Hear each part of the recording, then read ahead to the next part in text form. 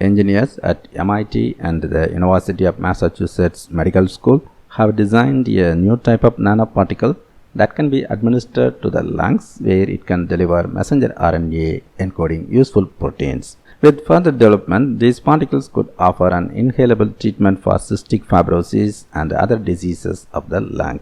The researcher Daniel Anderson says that this is the first demonstration of highly efficient delivery of RNA to the lungs in mice. They are hopeful that it can be used to treat or repair a range of genetic diseases, including cystic fibrosis. In a study of mice, Anderson and his colleagues used the particles to deliver mRNA encoding the machinery needed for CRISPR-Cas9 gene editing. That could open the door to designing therapeutic nanoparticles that can snip out and replace disease-causing genes. The study appears in the journal Nature Biotechnology. Messenger RNA holds great potential as a therapeutic for treating a variety of diseases caused by faulty genes.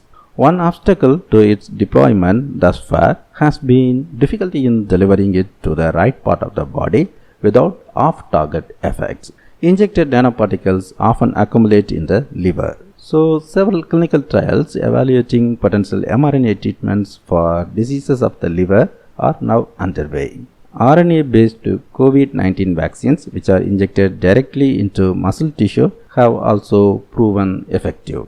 In many of those cases, mRNA is encapsulated in a lipid nanoparticle, a fatty sphere that protects mRNA from being broken down prematurely and helps it enter target cells. Several years ago, Anderson's lab set out to design particles that would be better able to transfect the epithelial cells that make up most of the lining of the lungs. In the year 2019, his lab created nanoparticles that could deliver mRNA encoding a bioluminescent protein to lung cells.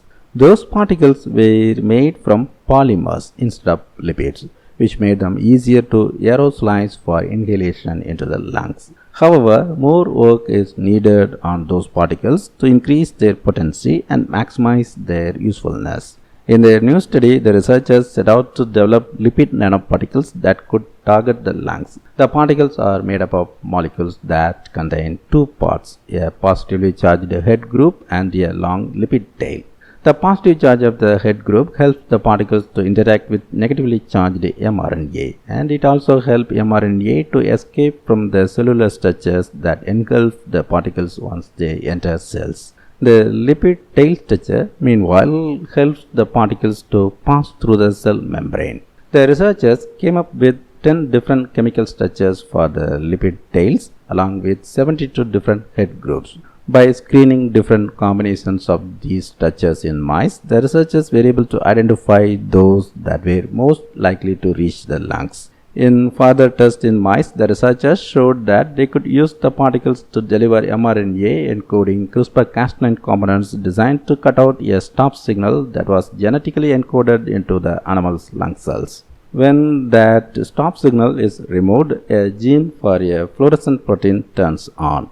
Measuring this fluorescent signal allows the researchers to determine what percentage of the cells successfully express the mRNA. After one dose of mRNA, about 40% of lung epithelial cells were transfected, the researchers found.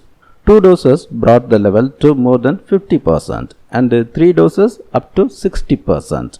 The most important targets for treating lung disease are 2 types of epithelial cells called club cells and ciliated cells, and each of these was transfected at about 15%. The researcher says this means that the cells they were able to edit are really the cells of interest for lung disease.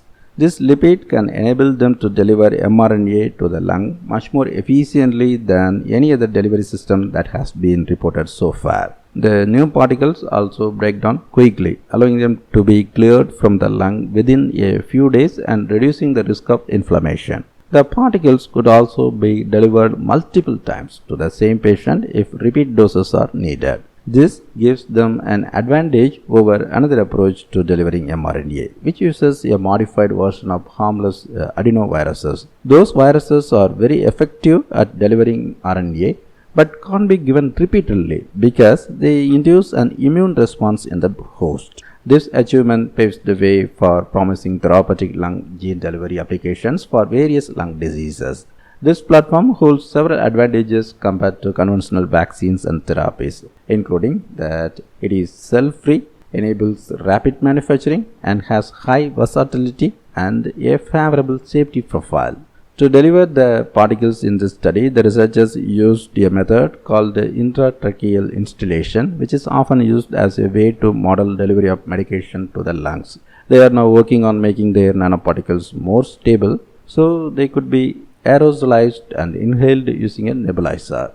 The researchers also plan to test the particles to deliver mRNA that could correct the genetic mutation found in the gene that causes cystic fibrosis in a mouse model of the disease. They also hope to develop treatments for other lung diseases such as idiopathic pulmonary fibrosis, as well as mRNA vaccines that could be delivered directly to the lungs.